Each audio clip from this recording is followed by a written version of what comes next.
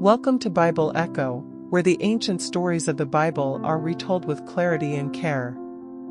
Today, we continue our journey with Genesis chapter 19, a chapter filled with urgency, judgment, and unexpected rescue. As the sun began to set over the city of Sodom, two heavenly visitors arrived. They were angels in disguise. Lot, Abraham's nephew, was sitting at the city gate when he saw them. Recognizing them as guests of importance, Lot rose quickly, bowed respectfully, and insisted they come to his home. He wanted to give them food and shelter for the night. At first, the visitors said they would sleep in the public square, but Lot pleaded with them until they agreed to come inside. He prepared a meal for them, and they rested. But peace did not last long. Before the visitors could lie down to sleep, a crowd of men, young and old, surrounded the house.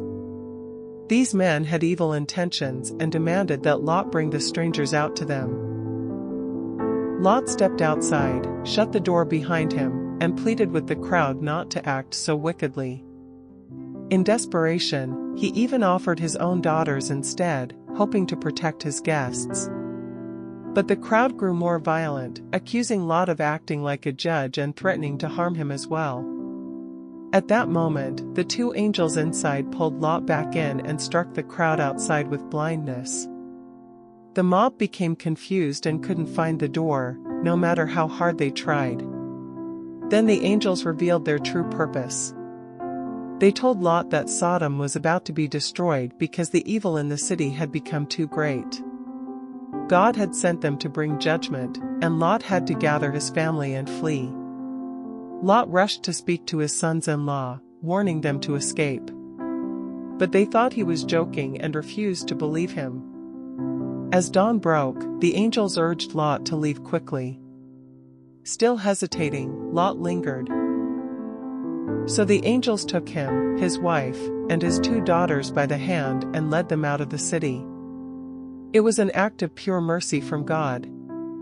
Once they were safely outside, the angels gave a clear warning: run for your lives. Don't look back. Don't stop. Head for the mountains. Lot, fearing he couldn't make it to the mountains, begged to escape to a nearby small town instead.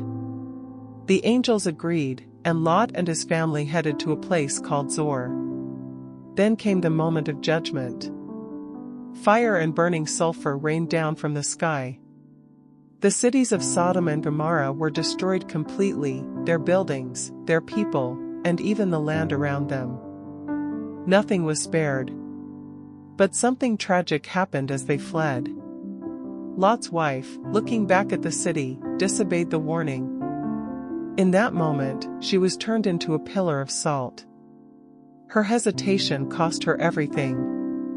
Meanwhile, Abraham stood on a hillside, watching smoke rise like a furnace from the land below. The destruction was total. But God had remembered Abraham's prayers, and because of that, Lot had been rescued. Lot, now afraid to remain in Zoar, moved to the mountains with his two daughters.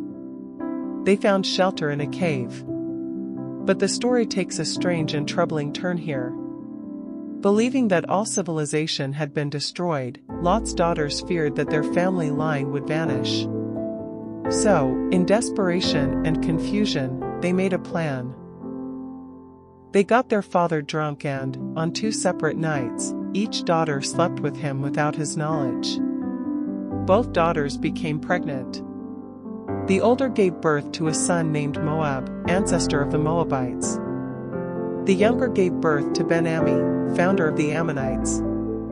This chapter ends not with celebration, but with reflection on a world that had turned away from what was good, and a family that survived but was scarred by what they had seen and done. Through it all, we see God's justice, His mercy, and how even in moments of darkness, He can still rescue and remember those who seek Him. Thank you for listening to this powerful and sobering story on Bible Echo. In the next episode, we return to Abraham and the long-awaited arrival of a promised child. Stay with us as we continue walking through the book of Genesis, one chapter at a time.